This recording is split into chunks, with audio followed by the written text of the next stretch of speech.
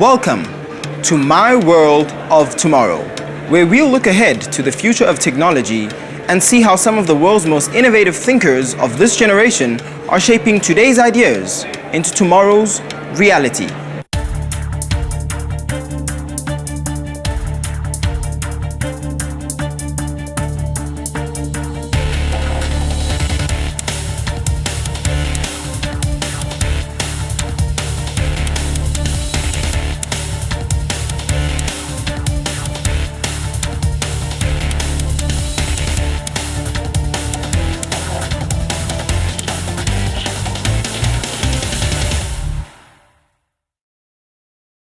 My World of Tomorrow is so much more than a conference. It's a global movement that finds its inspiration right here on the African continent.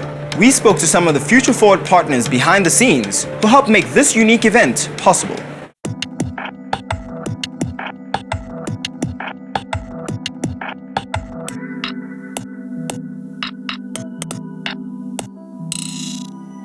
In today's world, from the very minute we wake up to the minute we close our eyes, technology is playing a bigger and bigger part in the way that we make decisions and in everyday behavior. Mobile and social media has really changed everything we do and the way we do things. On top of that, there's two other waves hitting the industry, which is cloud and big data. And I think that will fundamentally change everything we do going forward. And the impact on the social aspect of what we do is huge in terms of how we as a society will benefit and prosper going forward. There's probably two technologies that stand out for me. One is cloud computing and a very closely aligned notion of business networks, and the other one is big data. For businesses as a whole, and specifically locally, people are under the impression perhaps that technology might take away or displace certain jobs. Technology is a job enabler. Somebody still has to sell, support, train. So in my opinion, for the larger corporates and business as a whole, I see technology as a creator and not a displacer of jobs. Historically, larger corporations did not have to deal with this problem of influx of data coming from endpoint devices like smartphones, like tablets. And more they have to deal with this problem with data being generated outside of the enterprise, having to store it, having to protect it, and having to make sure that they're not breaching any kind of law. In many aspects, I believe it's a positive effect and one that we need to embrace. Canon specializes in the manufacture of advanced imaging and optical products for business and home. Well, Canon has been a leader in imaging technology for a very long time. Our position at the moment is that we are working with a lot of our technology partners, Business Connection being one of them, to use their skills and knowledge and collaborate on projects and really offer our customers a complete package and a better experience. SAP is a multinational software corporation that offers a diverse range of innovative mobile, cloud and computing technology to transform business today and in the future. If you take a look at the SAP Ariba product, what that has done very successfully is to collect and connect millions of suppliers all around the world into a global sourcing capability, so that an organization looking to buy something, typically some kind of spare part or piece that they require for manufacturing or maintenance, can go to that network and find suppliers anywhere in the world, reach out to them, negotiate with them, contract with them and transact with them very, very efficiently. EMC provides leading-edge platforms and next-generation technology that redefines the way we do business on a local and global scale. EMC Federation is uniquely positioned to address the waves that are hitting the IT industry today: cloud, mobile, big data and social media. So with the Federation approach to solving our customer problems, we can help them with software-defined enterprises, hybrid cloud deployments, addressing big data needs, doing data analytics in real time. And I believe we are uniquely positioned to address and solve our customers' problems from that perspective. We have this rapid adoption of mobile devices, so we can include people into into these networks much more readily than we might have been able to in the past.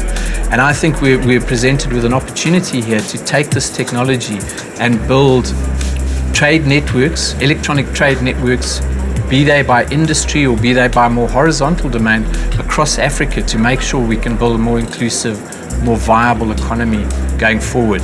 The eagerness of the CIOs in terms of understanding the vendor view of how the world is changing and what they need to do to adapt to it has been my most impressive takeaway so far. I think the fact that MyWorld of Tomorrow is addressed both at the enterprise as well as the consumer is very interesting from my perspective, because ultimately the man in the street, and especially the young people, will be working in our industry going forward. So I'm a big fan of this idea. I like it very much, and what I've seen so far has been very impressive. We've got a very strong corporate and social responsibility project and initiatives that we currently run, schools, a lot of sponsorships that we do. So we really tip our hats to Business Connection for the concept of MyWorld of Tomorrow, and we look forward to being part of it going forward. We also spoke to some of the inspiring speakers at the MyWorld of Tomorrow conference to get first-hand insight into how they believe new technology will shape our lives in the future. Let's see what they had to say. We asked our speakers to share the ideas and influences behind the presentations they gave at the conference. The Internet of Things is really just bringing the world of the internet and computers and the world of things, stuff, food, drink, cars, all the things we interact with every day that aren't digital. It's bringing those things together. Virtual reality can allow you to break the social constraints of face-to-face interaction. So you can experience life as someone else. You can walk around in the body of someone of a different race, a different age, a different gender, and it's a unique way to gain empathy towards other people. So we are giving computers the ability to sense the world around them by themselves, which has some very powerful applications. Can enable you to do things like automate your home, for example, or wear a wristwatch that knows that you've been out for a run. One of the most exciting things we're seeing at the moment is cars that can drive themselves. I talked today about white space innovation. And the concept of it was that in technology we focus so much on the product's features and specs, but we forget about the emotional context and the human aspects of what we do. So what I did is I related what we've learned from marketing, which is that behavior is emotionally driven, and brought that into the IT context. I do a lot of this educational work, and I've actually just written a book about the topic. It's called Don't Film Yourself Having Sex and Other Legal Advice for the Age of Social Media. Because what's happened is that we have got to a point that every single person with an internet connection has instant access to an international, public, sometimes permanent platform. And that is a very, very powerful, very, very scary in many instances voice. And the law treats all content on social media exactly the same as if it was published on any other public platform. So there is no distinction between a Facebook status update and the article on the front page of the newspaper in the eyes of the law. When asked to choose the single most important insight they would like the audience to take out from their presentations, our speakers had the following to say. You wouldn't be prepared to have a massive photograph of your face on a billboard alongside a busy highway, next to your name and the name of the company that you work for, and whatever it is you're about to put online, whether it's on your BBM status or on a WhatsApp group or on Facebook or Twitter, Pinterest, YouTube, Tumblr, Vine, Vimeo, whatever it might be, then don't put it online. Because the legal consequences are the same, the disciplinary consequences are the same, and the impact on your personal reputation also exactly the same. We use virtual reality to put people in very special experiences. A very intense virtual experience can change the way you think of yourself, think of others, and the way you behave. So if there's one take-home message, it's that VR can cause you to learn empathy because you can literally walk a mile in someone else's shoes. I think the most important thing when we think about MyWorld of Tomorrow is Africa really is the future. The growth we've seen in Africa over the last 10 or 20 years, the technological change that's coming to this continent is incredibly exciting. So, you know, the thing that I hope people take away is a sense of excitement for Africa's future and for the role that Africa will be playing in the world of tomorrow. I wanted to make people aware that just offering people more products, features, specs, and apps isn't going to get your product taken up in technology. You know, people have more than enough clutter in their lives. The ordinary consumer is not out looking for another piece of technology. They're human beings walking around with emotional needs and desires that they want fulfilled. The home run for businesses now is to figure out what is the content that people are going to experience. So there's a race between the corporate giants to get the hardware in the homes. There's huge business opportunities for people to build content for people to experience. One of the really interesting things to me is that Internet of Things technology really only needs computers and the internet and smart people. And Africa has all three of those in abundance. Each speaker then shared their individual thoughts on what they believe the world of tomorrow will look like. All of the things we're currently doing now, we're going to be doing better, faster, cheaper, more conveniently at a larger scale. So absolutely, you know, the future's already here, it's just not evenly distributed yet. The world of tomorrow is a fascinating concept because people aren't going to need to physically travel. So what does the world look like when a face-to-face meeting can occur without people having to be in the same room, where people experience virtual networked others, and unlike a Facebook social media conversation that's just done by text, it feels like you're actually there. So when Facebook feels like a party, and when online gambling feels like you're in Las Vegas, how does the world change when a virtual experience feels real? All technologies fundamentally speak to human needs and desires. So, you know, if you take Maslow's hierarchy of needs, maybe, you know, basic human needs is like Wi-Fi. The need for friendship and connectedness is Facebook. The need for significance is Twitter. The need for sense making would be something perhaps like a personal blog. As far as social media is, the book of social media is concerned, we're still reading the table of contents. We have no idea what's coming next. I think we're going to see better lives for more people. The role of technology has always been to give us longer lives, happier lives, healthier lives. It's created a world where there are many, many billions of people, most of whom are living longer and have a better standard of living than ever before. So there's a long way to go. There are always problems we need to solve, but you know, what I think we're seeing with technology of the 21st century is it will enable more people to live longer and happier lives.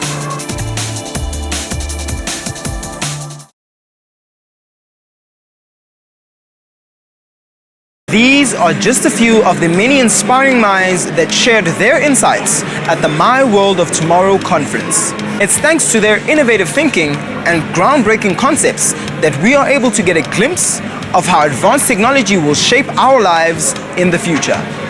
And it's not just the speakers that are sharing their revolutionary concepts and innovations at the conference.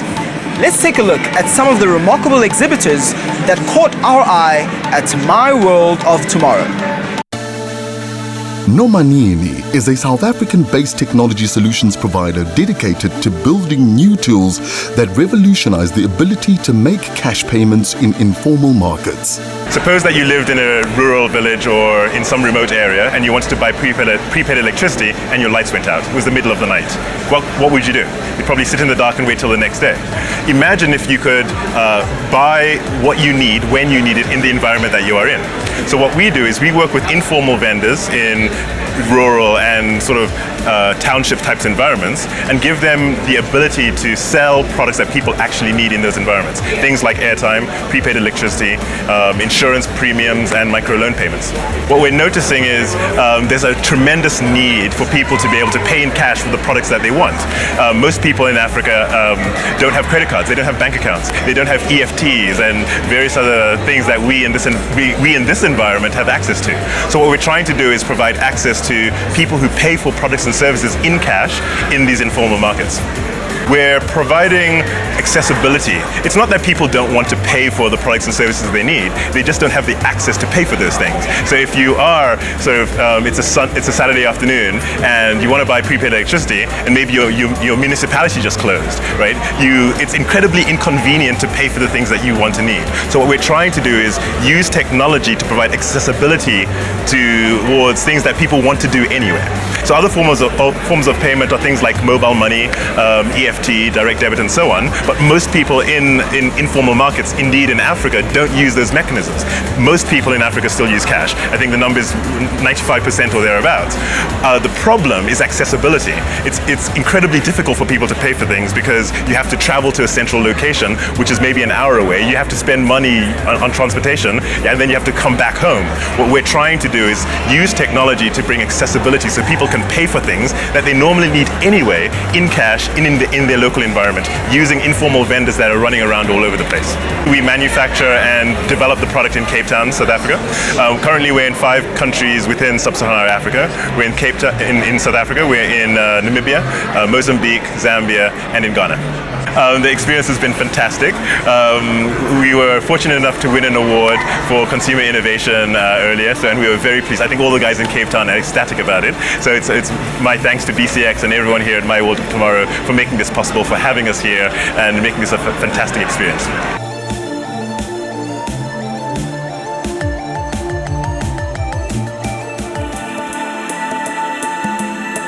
NetCampus is an award-winning pioneer of collaborative learning solutions that continues to set the benchmark for learning communities in the business industry. We're a training solutions provider. We provide our clients with a complete end-to-end learning solution. This includes both technical training as well as soft skills training. Under each, we've got a broad spectrum of courses, including soft skills. Technical training would be anything that's vendor specific. It's either off-the-shelf vendor courses that are technical training, or we can customize solutions to suit our clients' specific requirements.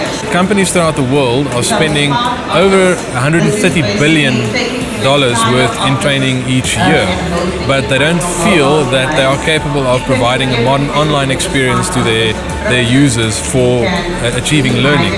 What's occurring is that traditional training methods are losing foothold in favor of these new modern methods of delivering training.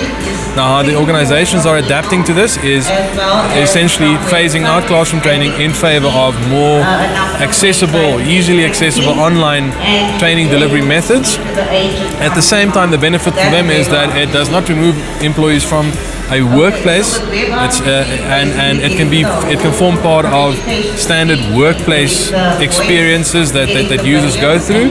It can also take place whenever that employee wants to take that training. So it's not as restrictive as the traditional methods were anymore, that it's a scheduled event that can only take place between a set date. This is learning that is available to you anywhere, anytime for you to complete. With our aim with businesses is to understand your working environment. So our account managers goes into your business, understand your infrastructure, your environment, the goals that you're hoping to achieve through skills development, as well as the different challenges that you're facing in your environment. And then we look at developing or delivering a solution that will not only address skills gaps, but also help you overcome specific challenges and obstacles that you're facing in your environment, and at the same time also help you achieve specific goals that you've set for the business through training, also available in various different delivery methods that suit your specific requirements. NetCampus will allow organizations to provide the mechanisms that the users are demanding at this point in time. The future of learning is moving in a direction where an online modern experience is going to facilitate that learning. Right? As organizations do not have that in place and do not have the skills to put that in place, we can provide that mechanism and that platform to them so that they can provide that experience to their users for learning, and in doing so we can assist them by providing this and reducing costs and providing a better return on investment for their learning initiatives.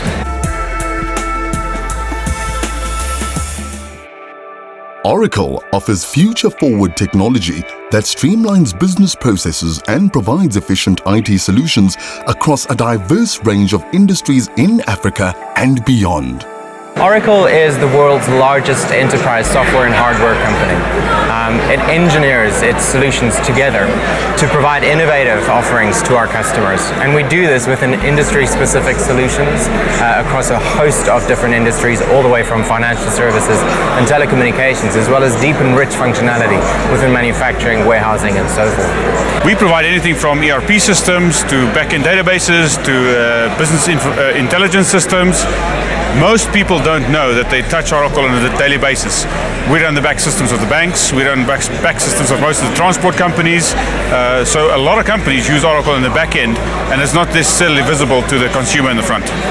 Oracle's purpose and focus is in making sure that we innovate, and number one, in driving that transformational engagement for our customers within the world of tomorrow, in driving customer experience, functional ERP, as well as transformational industry solutions across a host of platforms. We are a global company. Africa is a big focus for us. We have offices and it's expanding into Africa now. We have in Ghana, Nigeria, Kenya, Morocco, and we are looking at expanding even further in Africa over the next few years. The biggest impact Oracle has done in Africa is improving the life of the general citizen. What the general citizen doesn't notice is that most of the governments in Africa run on Oracle, and the ERP systems and the smart city solutions we provide improves the living conditions of the general public throughout Africa. And we continue to invest in that. So our smart city solutions optimize government, enable service delivery for government, and we are working with the South African government for the similar reasons. MyWorld of Tomorrow gave us an opportunity to collaborate with other leaders in the industry in showcasing what the world of tomorrow could look like, and most likely will. And ultimately, it's about making sure that those things that are very often unseen is bringing to the fore to the customer, so they can see it and understand that it's very often not just the user interface, but also the actual back end and data center structures, cloud structures, and software as a service that enables their total customer experience. So our opportunity is making sure that we clearly understand, as a business market and a consumer market, that Oracle is right at the center in enabling that world of tomorrow. Firstly, thank you to the BCX guys for arranging this very innovative conference. I definitely think it's something we should continue to do next year and expand on it. For us, it's getting in touch with customers that we haven't seen before, and also for them to understand what we do. It's great to have so many suppliers and even our competitors under the same roof. It gives us opportunity to interact with them, gives us an opportunity to interact with many other people, and I think it's been good for the brand. Even from school kids right up to adults have found our stand very interesting, and what we do is expanded throughout the conference.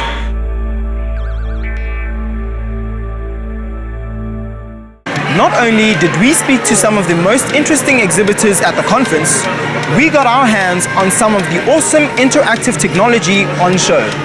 From adrenaline-inducing simulators and fascinating gadgets to immersive virtual reality experiences, there was no shortage of cool things to do.